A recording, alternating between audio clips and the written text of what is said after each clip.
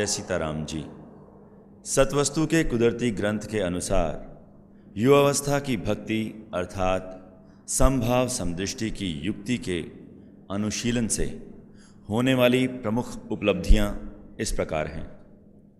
First, काम, क्रोध, लोभ, मोह, अहंकार जैसे विकार हृदय में प्रवेश नहीं कर पाते। सेकंड, भवसागर से पार उतरना सुगम हो जाता है। थर्ड, अपनी अमरता के यथार्थ का भान हो जाता है जिससे मौत का भय नहीं रहता। फोर्थ, विचार शक्ति न्याय संगत कार्य करने लगती है और यही विचारशीलता ईश्वर है अपना आप के सत्य का भान कराती है। फिफ्थ, हृदय बहार की तरह खिल उठता है और हर समय परमानंद का वातावरण अंतःकरण को सदैव विशुद्ध रखता है तथा उसके समस्त विभाग यथा मन, बुद्धि, चित्त, अहंकार नीति सम्मत सर्वहिताय कार्य करते हैं।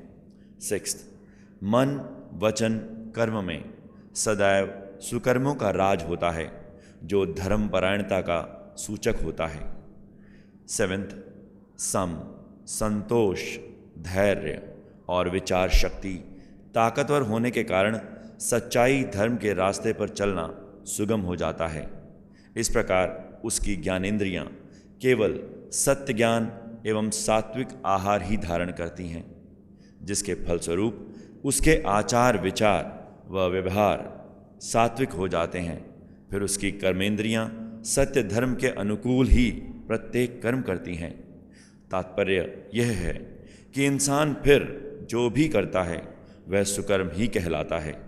यह उसके सत्यनिष्ठ होने का परिचायक होता है।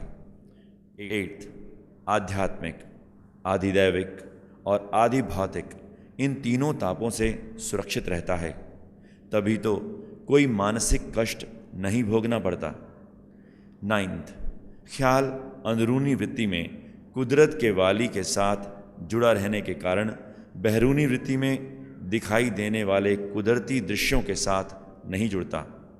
यह ख्याल के अपने घर में बने रहे जगत में विचरते हुए निर्लिप्त व अफुर बने रहने का प्रतीक होता है।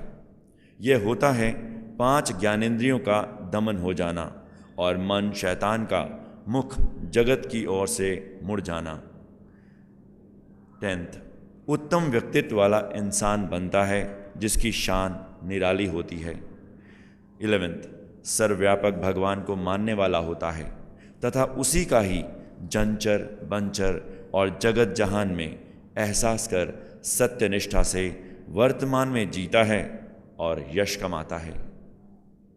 12th, यह सत्य जान जाता है कि सम, संतोष और धैर्य के श्रृंगार के बिना वह इस तथ्य यानी असलियत स्वरूप है जे ब्रह्म जैंदा रूप रेखा नहीं रंग का बोध नहीं कर सकता। इसीलिए वह इन सद्गुणों को अपना साथी मानता है। 13th, हृदय में इसका प्रसंग चलाने यानी व्याप्ति रूप संबंध स्थापित करने से बाल अवस्था के भक्ति भाव यानी जप तप भजन बंदगी पूजा मानता श्रवण कीर्तन स्मरण पाद सेवन अर्चना वंदना दास्य सखा या आत्म निवेदन आदि की आवश्यकता नहीं रहती।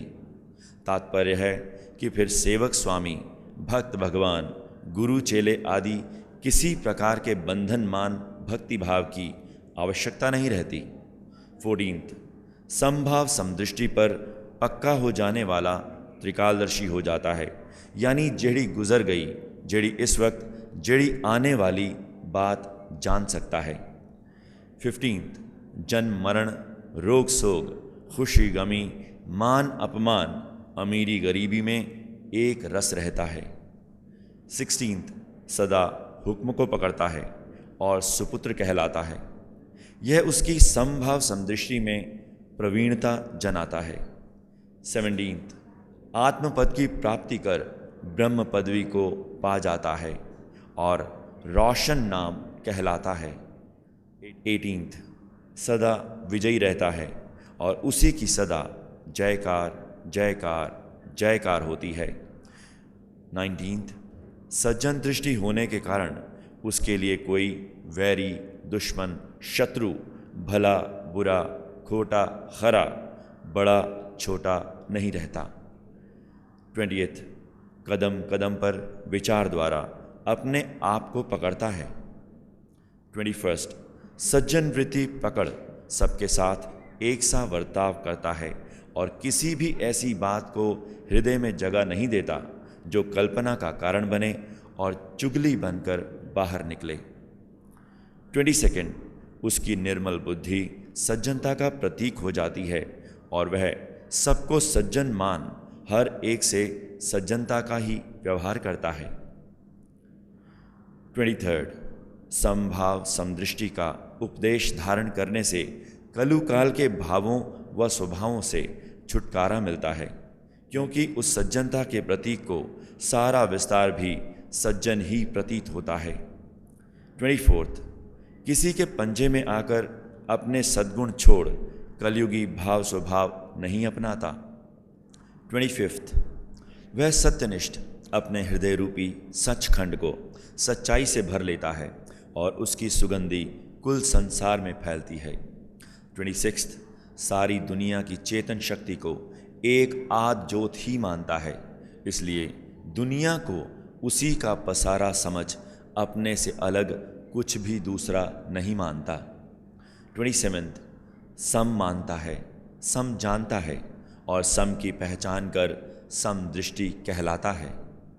28th, जान जाता है कि यही सबसे सुगम रास्ता है, क्योंकि इससे ख्याल स्वच्छ, जीवा स्वतंत्र और दृष्टि कंचन सहजता से हो जाती है।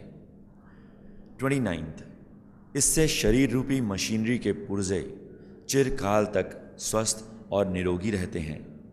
30th, दिल में इसका अमल कमाने वाला सभी का मित्र व प्रिय हो जाता है, क्योंकि वह पिछली गुजरी बीती विहानी बातों को ख्याल में नहीं लाता। 31st, अंदरूनी और बहरूनी वृत्ति में एक रस्ता हो जाती है, यानी जो उसके हृदय में होता है वही जबान पर होता है। 32nd, सदा नौजवान युवावस्था रहती है। 33rd, बेखौफा बेखतरा जगत में विचरता हुआ निष्कामता से परोपकार करता है। 34th, एक निगाह एक दृष्टि से जगत जहान को देखते हुए आत्मिक ज्ञान प्राप्त कर लेता है और दिव्य दृष्टि का रास्ता समझ ईश्वर से मेल खा जाता है। 35th, अपने असलियत ज्योति स्वरूप के प्रकाश से ही सर्व देखने में प्रवीण हो जाता है। 36th, समभाव समदृष्टि की बुद्धि द्वारा पहचान ही अपने परम धाम स्थित असली स्वरूप की पहचान कहलाती है। 37th, सरगुण निर्गुण एक समान हो जाते हैं, जहाँ अपनी इलाही सूरत का दर्शन होता है, जिसकी सुंदरताई का वर्णन नहीं हो सकता। 38th, बुद्धि विवेक हो जाती है। 39th, हृदय में सूरजों का सूरज उदय हो जाता है, तभी वह प्रकाशित बुद्धि वाला कहलाता है। 40th, युवावस्था की भक्ति के उसूल यानी सत्वस्तु की चाल पकड़ सम संतोष धैर्य का श्रृंगार पहन सच्चाई धर्म के मार्ग पर चलता है और एकता एक अवस्था में बना रहता है। 41st, सारे झगड़े बखेड़े समाप्त हो जाते हैं।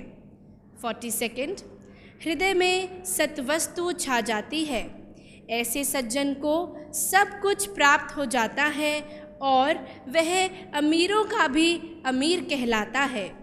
यह संतुष्टि उसकी सब इच्छाओं की पूर्ति होना जनाती है, इसलिए उसके हृदय में कोई संकल्प नहीं उठता, तभी तो उसको झुकना रोना नहीं सताता और उसका हृदय सदा आनंद अवस्था में बना रहता है। 43rd, दिन खुशियाँ राति सुखादी नींद सोता है। 44th, उसकी बुद्धि वृत्ति स्मृति बाणा सब निर्मल हो जाते हैं। 45th, जान जाता है कि संभाव ही है एक दृष्टि एक दर्शन।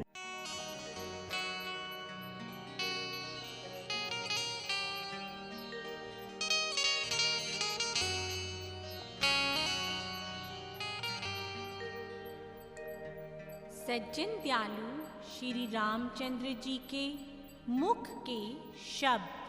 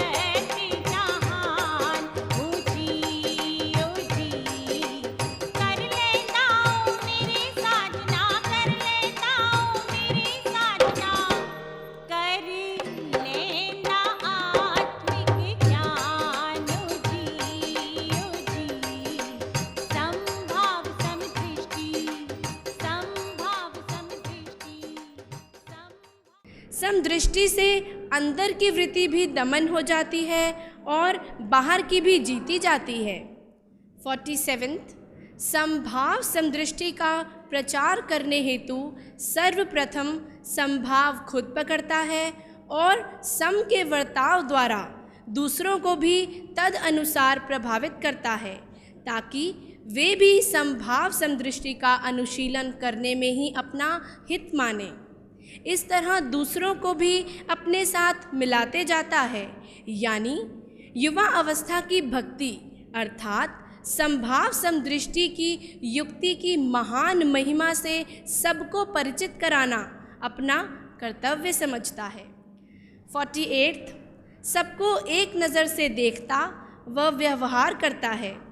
49 सदा सावधान रहता है कि किसी भी परिस्थिति में समभाव समदृष्टि की पढ़ाई का उल्लंघन ना हो। 50 अपने इस कर्तव्य को जान जाता है कि जैसे इतिहास में और युगों का वर्णन आता है, उसी प्रकार सज्जन युग का पहरेवा पहनकर इस युग की बुनियाद भी पक्की करनी है। 51 समभाव समदृष्टि की पढ़ाई गुढ़ाई हेतु शीश अर्पण करने से नहीं सकुचाता और अपने आप को खोकर इस स्कूल में प्रवेश पा जाता है। 52 समझ जाता है कि इस स्कूल की पढ़ाई कोई मुश्किल नहीं है। 53 जान जाता है कि मानव धर्म पर मजबूत रहने हेतु सत्य को धारण करना है और असत्य को छोड़ना है। 54 इस पढ़ाई को मानव जीवन के सर्वांगीण विकास के लिए आवश्यक जान बच्चों व भावी संतानों को उस अनुकूल ढालना अपना कर्तव्य समझता है।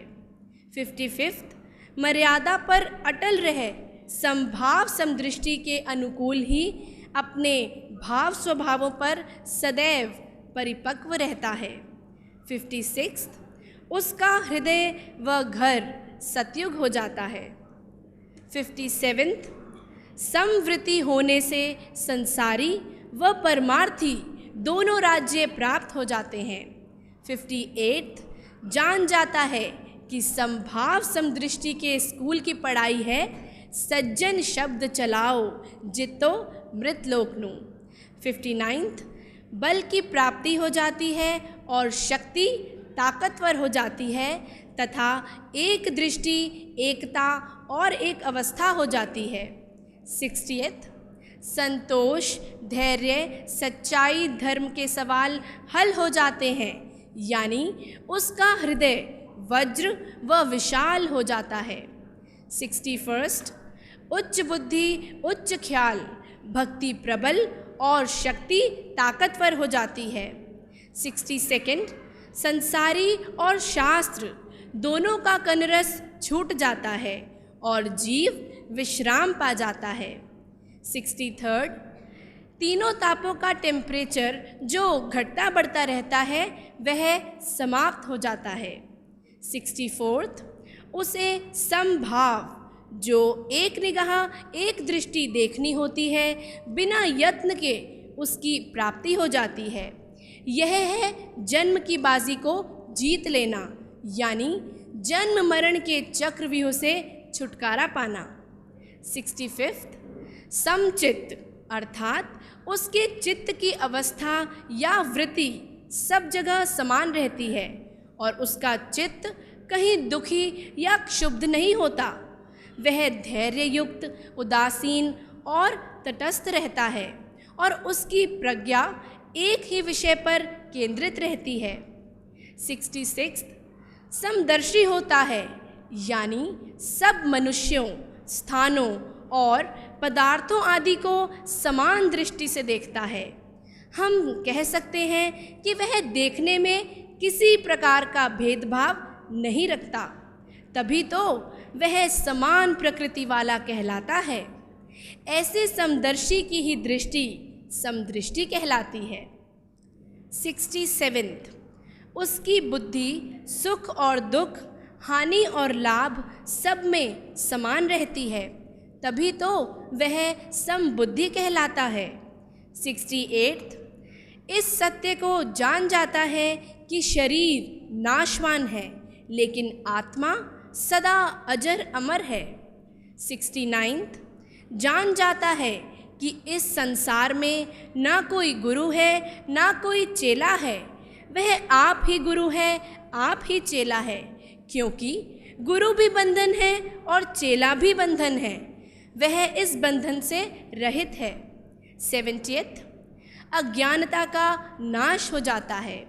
71, उसके आचार विचार उच्च हो जाते हैं और मन के भाव गूढ़ हो जाते हैं, तभी तो वह सब कामों को सच्चाई और निष्काम भावना से करता हुआ सदा आनंदित रहता है। 72, हर हालात में उसका हृदय, दिमाग और शरीर ठीक रहते हैं। 73, जान जाता है कि समभाव समदृष्टि का रास्ता सबसे आसान और किसी को न दिखाई देने वाला है और इस रास्ते पर चलने वाला शांति शक्ति यानी गुप्त शक्ति के हथियार का धारक होता है। फिर वह कभी भी किसी से हार नहीं खाता। 74, जान जाता है कि मैं आदि से लेकर अंत तक चमक रहा हूँ, रोशन रहा हूँ और रहूँगा। 75, उस हीरे यानी सत्वस्तु की सार को परख लेता है और जान जाता है कि चारों दिशाओं में मेरा ही निवास है, मैं ही युगों में जग रहा हूँ और जगता रहूँगा। हर बारीक से बारीक और मोटी से मोटी वस्तु में मेरा ही निवास है। सम ही ईश्वर है, ईश्वर ही सम है, इसलिए कहते हैं समभाव ईश्वरीय गुण है। जहाँ सम है वहाँ संतोष है, जहाँ संतोष है वहाँ धैर्य है। जहाँ सम, संतोष और धैर्य का सिंगार है वहाँ सच्चाई, धर्म विशाल है। इसके अतिरिक्त युवा अवस्था की भक्ति अर्थात समभाव समदृष्टि की युक्ति के अनुशीलन से प्राप्त होने वाली अन्य उपलब्धियों के बारे में ध्यान से सुनो। 76, जान जाता है कि हम सब समान हैं, कोई बड़ा छोटा या मध्यम नहीं, क्योंकि चेतना के आधार पर हम सभी एक ही परम तत्व से उत्पन्न हुए हैं। वह विवेकशील, बुद्धिमान, समानता के भाव को धारण कर सर्वहित को ध्यान में रखते हुए सर्वांग उन्नति के लिए निष्कामता से पुरुषार्थ करना अपना कर्तव्य समझता है। 77, समानता से दूसरों के दुख सुख आदि समझने वाला दयालुता के भाव का प्रतीक होता है। उसका विचार और वचन एक समान होता है। परस्पर संगति, मेल जोल भी एक समान व भेदभाव रहित होता है। यही नहीं, उसका हृदय व मन भी एक समान हो जाता है तथा चित्त एक दूसरे के साथ मिला होता है। 78, आत्मिक ज्ञान प्राप्ति कर उसका दृष्टि भ्रम समाप्त हो जाता है, तभी तो वह अपने असलियत स्वरूप को जान सकता है और समष्टि के प्रति समदृष्ट हो जाता है। यही नहीं, वह तत्वज्ञानी कीड़ी कोलो हाथी अंदर, ब्रह्मा कोलो तृण अंदर चेतनात्मक एकता का आभास कर संभाव को दर्शाता है। 79, सभी प्राणियों को अपनी तरह ही महत्व देता है, तभी तो वह तृष्णा, आसक्ति, राग द्वेष आदि से रहित सद्भावना युक्त होकर सबको मैत्री यानी सज्जन भाव से देखता है और निष्पक्षता से न्याय संगत वैसा ही व्यवहार करता है। इस प्रकार उस द्वारा कोई पाप कर्म नहीं होता और उसके भाव स्वभाव सदाचार के प्रतीक बने रहते हैं। स्पष्ट है कि समभाव समदृष्टि का अनुशीलन पारिवारिक, सामाजिक और वैश्विक एकता बनाए रखने हेतु एकमात्र आधार है। 80th, अहिंसा के सिद्धांत को स्वीकारता है। 81st, किसी मत, पक्ष या वाद में नहीं फंसता और विषम स्थिति में भी उसका आचरण सम रहता है। इसीलिए उसके लिए ध्यान की स्थिरता हेतु शांत बने रहना कोई कठिन कार्य नहीं रहता। 82nd, उसके मन में वैराग्य उत्पन्न होता है और वह संसारी कामों और सुख भोगों में लिप्त नहीं होता। इसीलिए उसके हृदय में सुख दुख, मान अपमान, हर्ष विषाद आदि का भाव उत्पन्न नहीं होता और वह हर परिस्थिति में सबके प्रति समभाव का ही आचरण करता है।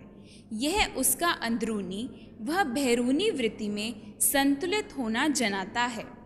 83rd, वह बुराई से नहीं हारता परंतु भलाई से बुराई को जीत लेता है। 84th, उसे जीव, जगत और ब्रह्म का समरूप से सत्य बोध हो जाता है, यानी वह अपने आप में संपूर्ण हो जाता है। 85th, वह स्वधर्म अर्थात अपने धर्म को गहराई से पहचान जाता है। इस प्रकार धर्म ज्ञान होने पर उसके सब भेद या अंतर समाप्त हो जाते हैं, यानी दिव्य चक्षु खुल जाते हैं और दिव्य दर्शन हो जाता है। 86th, उसकी सभी गुत्थियाँ अपने आप सुलझ जाती हैं और अगर कोई दोष दिखाई भी देता है तो उसे दर्शाने में नम्रता और विवेक होने के कारण किसी को दुख नहीं झेलना पड़ता। समभाव समदृष्टि वाली सर